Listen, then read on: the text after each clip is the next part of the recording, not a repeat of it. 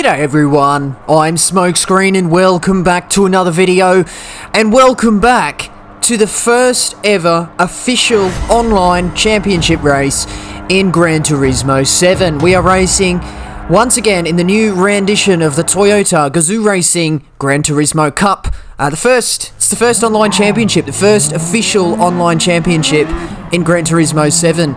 And we're having a go in what is second slot here, so I didn't do the first race. I actually didn't intend to do this round, but after I saw the slot 1 race, I realised that maybe this combination is actually a pretty good one, because there's a couple of little quirks about this combination today that sort of was turning me off it a bit, but some of it wasn't as bad as I thought it would be.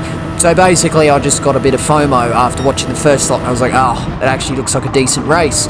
But as you can see now, the combination is the super formula around Circuit de Spa Francorchamps, or Circuit de Spa Francorchamps, if we're going to be really linguistically correct. But the first big thing about this particular combination is to do with a particular corner on this track, which we're coming up to now. The ever-famous Pouhon turn 10 and 11 here.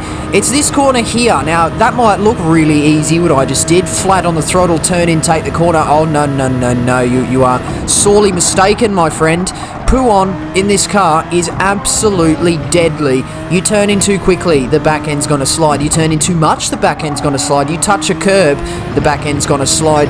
It's basically, you have to turn in fingertips delicate and just the right amount using the full track width in order to actually get through there flat. Now, it was relatively easy and relatively doable, to be completely fair. But the risk of messing it up and getting it wrong is, pretty insane. And when I say the back end steps out, it's not just like it steps out, you just counter steer and on your way.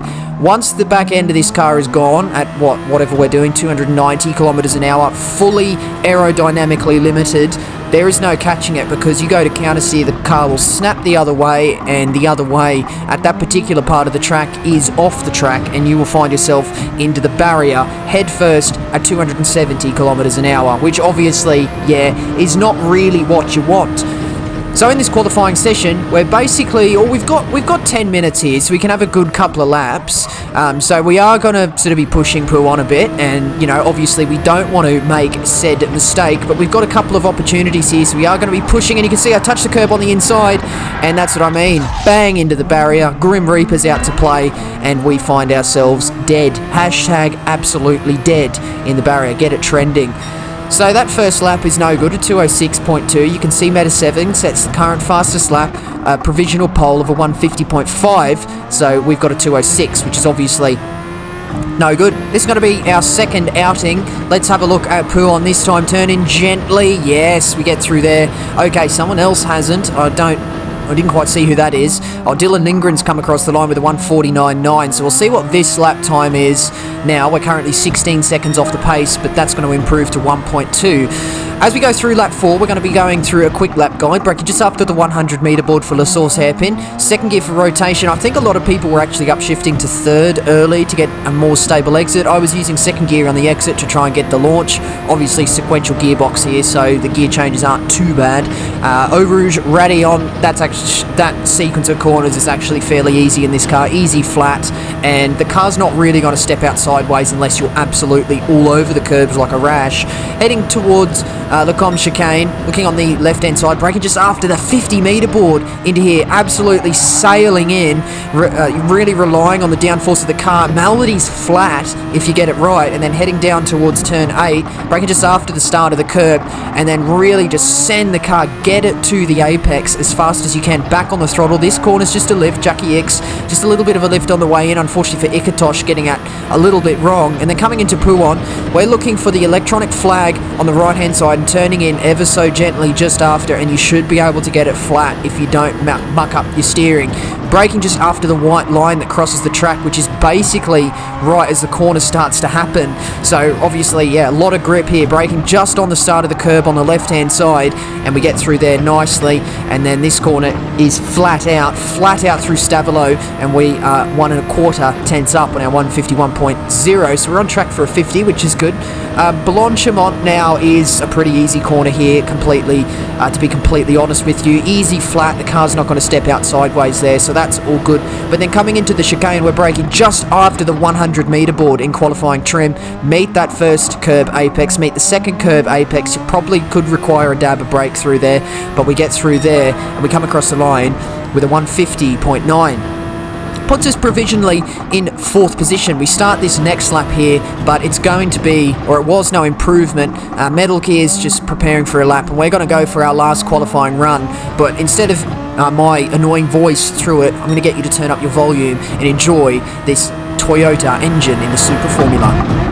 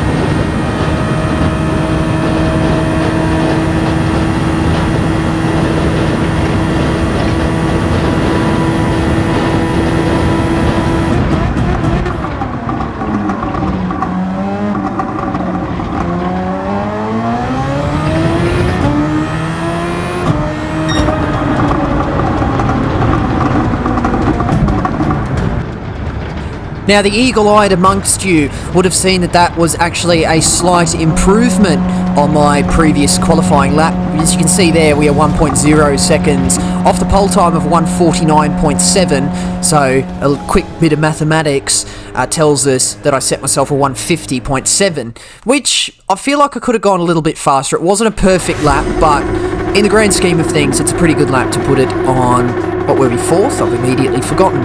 4th position, I think, which is fairly decent. Yeah, oh, 5th, there we go. I don't want to, I'm talking myself up too much.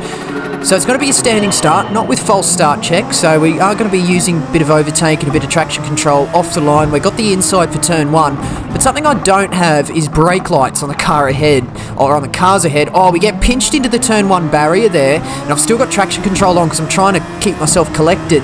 And I end up sort of losing a load of position, so I don't actually get the best start, and I've got a car just overlapping my left-hand side. I wasn't too concerned because you can actually run 2x2 through Eau Rouge Radeon and still keep the cars relatively under control because of how much downforce these cars have. So as we come up towards Le Combe chicane, straight up the inside of Stirls, trying to recover a couple of positions that I lost off the start, and we send it down the inside, make sure we don't hit Ghost Drive, and we're able to get up the inside, back up into position number 8.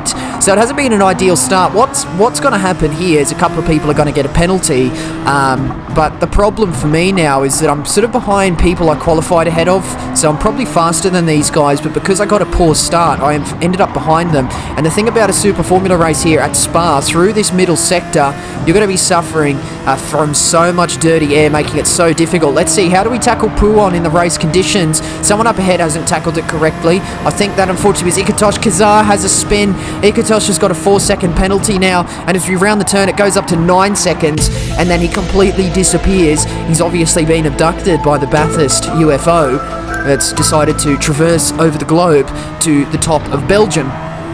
But that's us up into 6th. Unfortunately for Ikatosh, I think I'm a good mate of Ikatosh, and I don't really like seeing him have a poor race, but he decided that 9-second penalty was the nail in the coffin. We find ourselves up in 6th. Our Ghost driver serves the penalty up in 5th now, so we're back up where we qualified, but unfortunately off the back of a very poor start. So yeah, obviously not ideal. We are just going to be focusing on trying to catch up to Green Goldfish now. I've actually Green Goldfish had some pretty good pace around this combination. I'm normally a little bit faster than him, and I'm normally not too concerned when I sort of come up against him in a qualifying session, but in this particular time was an outlier. Green Goldfish actually had pretty good pace, and we find that as we head through lap 3 on this particular time, have a look at that overtake there though, it's just refilled. We're going to talk about that in a second. But yeah, Green Goldfish, he's still about 2 seconds ahead, so I'm sort of finding myself not able to gain. But that should be helped, let's say, by probably the biggest issue in today's video, the overtake glitch. And we do think it's a glitch because by no means is it any way realistic to how it is in real life. These Super Formula cars have an overtake function, and you can kind of think of it as just a temporary boost in power, kind of, I guess you could kind of say like KERS, or kind of like ERS on Formula 1 cars, but it's simply a function that uses, I believe, a battery, an onboard battery, to temporarily boost this car's engine power. And it is a feature of real-life Super Formula cars, and it's a temporary thing. I think they get about 100 seconds in a real-life race. You got to use it. It's called overtake. The idea is to use it to complete an overtake. So Formula 1 has DRS, Super Formula has overtake feature, but the idea is that it's not supposed to be like DRS because it's got a limited time for the entire race, but you can use it anywhere on the track if you decide to use it. You do have to be careful because you don't want to run out, and once you run out, that's it. However, that's where the big controversy of today's video comes from, is because once the overtake runs out in this particular race, that's not the end of the overtake. All you've got to do is wait 90 seconds. Oh, Metal Gear's crashed out of the lead. He's made an absolute hash of Malmedy, and he's had a bit of a moment, and we find ourselves up in 4th on that particular time. The thing with Metal Gear here is I believe he's jumped in with quite little practice, so I'm not too... I don't find myself with my ego too inflated by overtaking him there, because he simply would have just had a lack of practice and not sort of practice what it feels like to get a corner wrong so he could, fix it.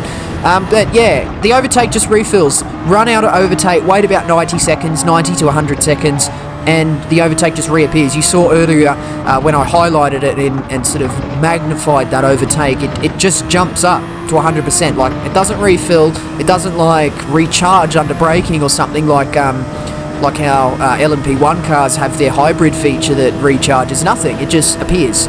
And in real life, Super Formula cars don't do that, and the only thing I can possibly think of, aside from it being a glitch, is that for some reason there's been a coding error or something, or Gran Turismo have the wrong idea of how overtake works on a Super Formula car, which I doubt is the latter because it's a Japanese series. It's actually a premier motorsport category in Japan is Super Formula, so I doubt Gran Turismo have an incorrect idea of that. I think it's just a coding error because it so happens that it's about 90 to 100 seconds, which is how long the overtake should last. So I don't know if there's just been some sort of coding mix up there and they've accidentally made it so that instead of the overtake lasting only one lot of 100 seconds, it refills after 100 seconds. I don't know. So we're quite liberal with the overtake here, and you can see we get up to Green Goldfish. He's got his red light on the back of his car flashing, which tells me he's using his overtake. I've got the slipstream around the outside of Lacombe chicane, gives me the inside. I sort of get tripped up on the curb though. Goldfish goes in narrow and I just run into the back of him there. You have to be really, really careful with that in this game, because if you run too hard into the back of someone, you earn yourself a very swift penalty. I think it's anywhere from about 1 to 3 seconds from running into the back of another car. So I have to be really careful. You saw I lifted off the throttle as soon as I realised I was going to run into the back of him, because the last thing I want is a penalty.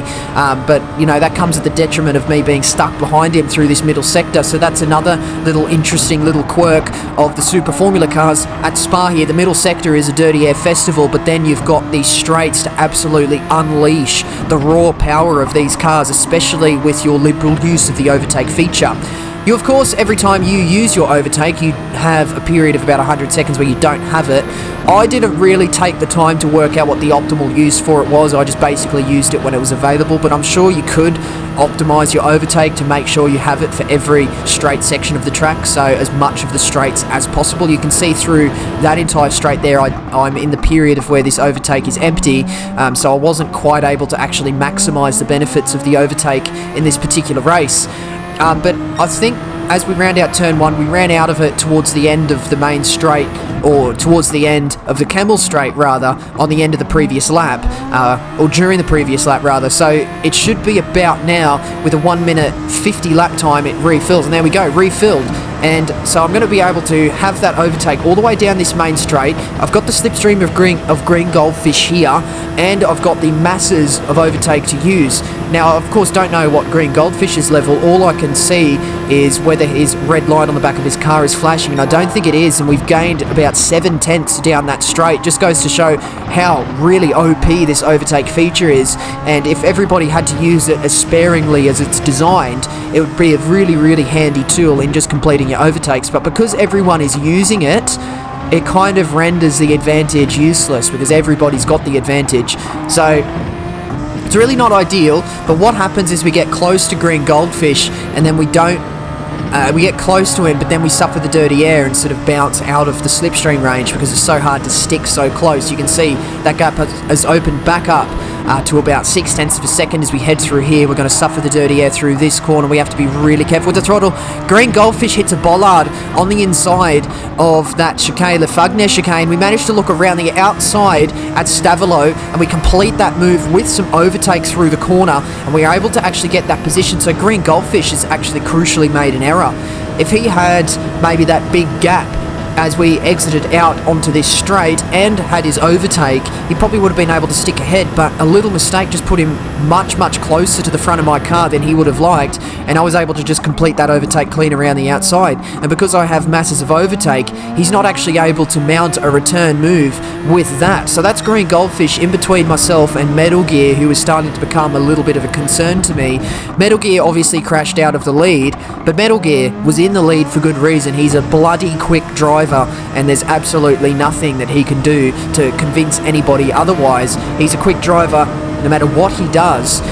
So even though he had a little mistake, he's got masses of pace, and he was catching me at the rate of tenths per lap. He was gaining like 3-4 tenths through every rendition of Puon, because I was taking a careful run through Puon and using the overlay on the brake technique. So I really didn't want to crash at Puon, which is why I was being careful, but because I was being careful, Metal Gear was able to go a lot quicker than me. So if we have a look behind, I'm hoping that Green Goldfish and Metal Gear sort of battle a little bit. But as we head through turn 8 on this particular time, I think we have a look behind to see that Metal Gear overtakes Green Goldfish. I think that's going to happen just now. There we go, Metal Gear up into 4th position, but that gap's opened up to 2.5 seconds, and there's like 1.5 laps to go. Nice and careful through Puon with a little overlay of the brake as we get through there. I'm using my overtake here, and in hindsight I really should have just saved that for the straight. But it's all good. We've still got a 2.9 second advantage actually. So now I'm having a look at the gaps around me. I'm coming onto the last lap. I'm about to run out of my overtake, which isn't ideal. I probably would like to have a full bout of overtake about now, so I could use it on all straight sections to try and catch these leaders on the final lap. But unfortunately for me, I haven't optimized it, and I've run out of overtake now, which means it's not going to refill till about the start of the straight on the final lap, which isn't ideal. But Metal Gear's made a mistake behind. While I've been talking about that gap behind has opened up to 11 seconds. So I think both Metal Gear and Green Goldfish have made crucial errors as they've exited onto the back straight there, and that has just released a lot of pressure from behind. Oh, there's contact up ahead too. This race has really hotted up. I don't have to worry about anything behind me now. All I have to do is worry about the pair up ahead. Currently Meta 7 Gear, so the other Metal Gear, and Dylan Lindgren are engaged in quite a large battle. Dylan Lindgren actually has the advantage at the moment, holding that first position currently with Meta 7 in hot pursuit. I haven't got any overtake here, so I'm sort of stuck with the regular power of my Super Formula Toyota as we head down this back straight. Meta 7 is actually going to be suffering the dirty air effects through here, so that gap should open up a little bit, and I wonder if that'll be enough for Meta 7 to sort of fall within my move range to try and sort of get this second position on this final lap. As we head through here, I'm just focusing on keeping the car under control, using the downforce to my advantage, using the downforce to its optimum. And as we exit out, we've got one more rendition of poo on. That gap to the lead has opened up majorly. Meta 7 suffered in the dirty air. As we round through here, Dylan Lindgren's crash. Yellow flag is out. Dylan Lindgren in the barrier.